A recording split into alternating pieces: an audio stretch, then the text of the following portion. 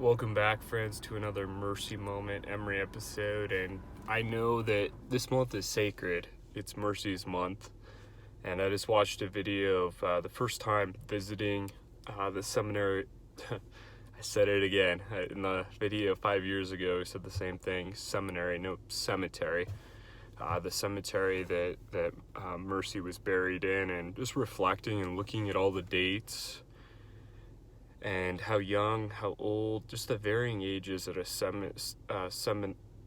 cemetery. It's very mind-boggling and sobering that life is a gift, and 5 years out from that loss and that heartache and the grief, it's fascinating to think about all that has happened, all the changes, all the things that have occurred. And if you were to look back at your life in the last 5 years, can you see major areas of growth? I'm sure each of us can look back and see a lot of major changes, especially with the years of 2020, 21, 22, just all that has happened around the world and the major shifts. But this is the one thing I've learned, friends, and I wanted to impart this and leave this thought to encourage and bring clarity in the midst of the crazy disorienting effect of rapid change and loss and heartache. I don't get to determine what I go through, but I do determine how I go through it. Once again, friends, I don't get to determine what I go through, but I do get to determine how I go through it. And the whole point of the process of going through grief, of going through loss, going through change, is to transform.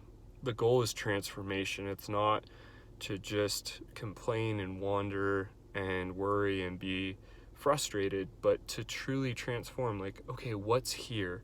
What do you want to do within me, God? Father, what are you doing that I'm not seeing, I'm not tapping into, but I need your help to shepherd me through this? I love the characteristic that God is our shepherd. The Lord is my shepherd, David wrote, I shall not want.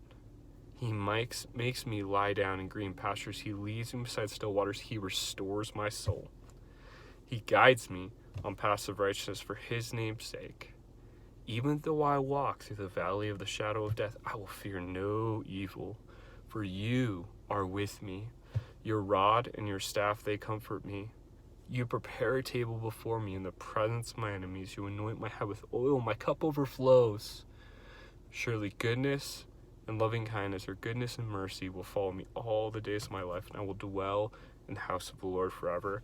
So in the process, friends, who are you looking to guide you? Who are you looking to shepherd you through the journey? I've found that who I look to makes or breaks me, because who I'm looking to determines my source, which determines my outlook, which determines my attitude. So today, friends, take heart. We don't get to determine what we go through, but we get to determine how we go through it. And instead of taking the low road of getting bitter and angry and upset and complaining, let's look to the shepherd of our souls, the God who created us, the one for whom we were formed, and say, Father, what do you have here? What do you want to do within me? I yield to you in the process. I don't understand it. Makes zero sense, but God, I know you're here, and I know you want to do a work within me. And then we can look back and say, God, you're so faithful. Because I look back in the 5 years, all the craziness, and what he has done within me that is of greater worth than any adversity, any loss, any heartache.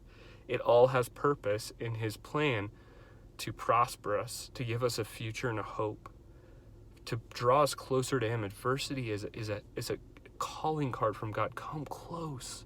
I have a lot to show you. I want to do a fresh work within you. Will you receive that invitation? Will you pull close? Or will you run away and try and fill yourself with varying things that are completely broken and just result in further pain and heartache?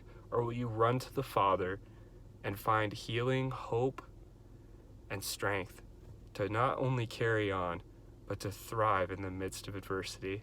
Until next time, friends, onwards and upwards with grace and grit.